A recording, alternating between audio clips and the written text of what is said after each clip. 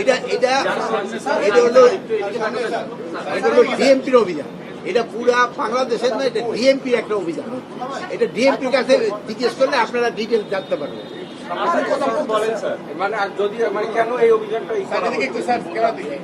বিভিন্ন সময়ে বিভিন্ন প্রয়োজনে বিভিন্নটা করা হয়। যেমন ধরেন এখন আপনারা এই অনশনের জন্য আমরা তাড়াতাড়ি ধরছেন, ওটুকু ওখানে দরকার হয়েছে দেখে ধরছে, তাড়াতাড়ি হয়েছে। সকালে মালয়েশিয়ার একটা টিম আসছিল না, 5 আগস্ট ধরে কোনো ধরনের কোনো নিরাপত্তার কোনো সমস্যা নেই, সবকিছু আল্লাহ দিলে ভালোভাবে।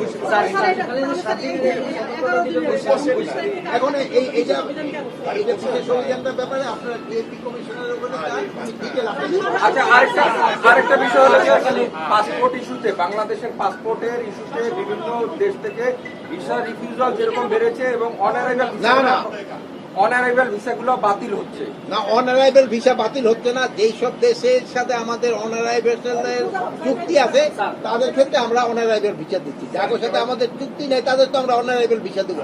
মালয়েশিয়ান টিম আসছিল স্যার সকালে, মালয়েশিয়ায় যাদেরকে গ্রেফতার করা হয়েছে বাংলাদেশে, তাদের আপনার আপডেট আছে কিনা? আপনাদের কোনো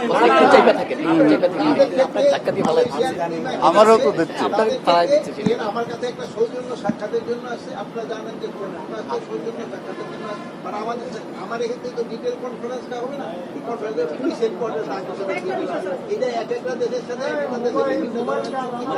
এখানে পুলিশদের সাথে তারা আলাপ করতেছে।